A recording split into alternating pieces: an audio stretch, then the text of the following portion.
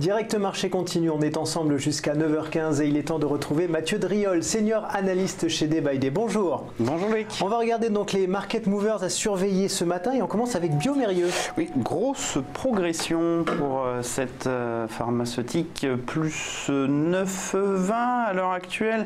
Le 9,42 même, le titre ne fait que progresser depuis cette ouverture en gap haussier assez spectaculaire. On est sur un secteur qui est quand même très résistant depuis le début de l'année, le secteur de la santé.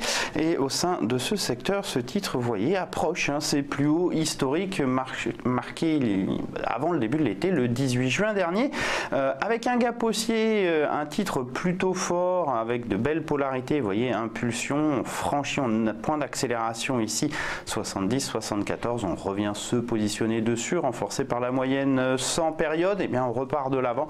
On est sur un titre particulièrement robuste qui devrait aller marquer de nouveau plus haut, donc au-delà de 82,20 vers 87,10, puis après peut-être 93,59. En tout cas, ce gap haussier est un nouveau signe de force de la tendance. JC-Decaux également est en hausse ce matin. Alors là, c'est une configuration totalement opposée, à savoir un mouvement baissier d'une certaine façon, et puis une large stabilisation depuis la mi-mars au sein d'un intervalle, ma foi, assez bien marqué entre 26,50 et 30 euros. On essaye, vous voyez, de sortir par le bas de l'intervalle, on fait des excès baissiers, et puis immédiatement après, cet intervalle est réintégré.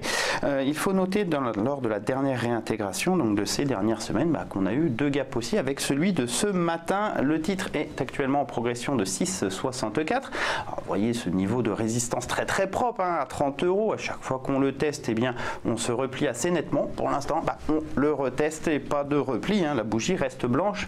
Et donc, c'est la clôture de ce soir qui va être important sur JC-Decaux. Si notamment on franchit cet obstacle en clôture, vous voyez, renforcé par la moyenne de 100, on aura alors une base de fondation. C'est un prélude à dire un retournement, une reprise de la tendance haussière du titre, peut-être même une nouvelle impulsion vers 35,78, donc à surveiller ce soir. On va passer à Edenred. Donc le titre Edenred est en progression de 3,47, là aussi c'est une histoire de gap, vous voyez. Alors un mouvement aussi assez spectaculaire, notamment avec ces deux séances de la fin juillet, particulièrement aussi plus 10, plus 7, qui a envoyé le titre marquer les nouveaux plus hauts. Là aussi, la tendance est, ma foi, très haussière. La moyenne 200 périodes est un superbe support, mais très éloigné des cours. Donc, on avait fait depuis quelques semaines une petite phase de consolidation permettant de définir un soutien intermédiaire à 31,90. Pourquoi intermédiaire? Parce que pour l'instant on n'a qu'une reprise, mais on n'a pas de nouveau plus haut. Donc on est effectivement toujours soit dans cette phase de consolidation qui peut durer dans le temps vu la phase de l'impulsion. Il faudrait par exemple attendre la moyenne 200, ce qui peut prendre beaucoup de temps. Soit on redémarrerait immédiatement, et ça c'est, on va dire, la couleur de la bougie du jour. Pour l'instant c'est une bougie noire, c'est pas vraiment ce qu'on attend après un gap haussier. On attend plutôt de la force des acheteurs, donc une bougie blanche avec une clôture forte. Ça n'est pas encore le cas, donc reste sur un titre structurellement haussier, mais qui pour l'instant ne semble pas avoir fini avec sa phase de consolidation.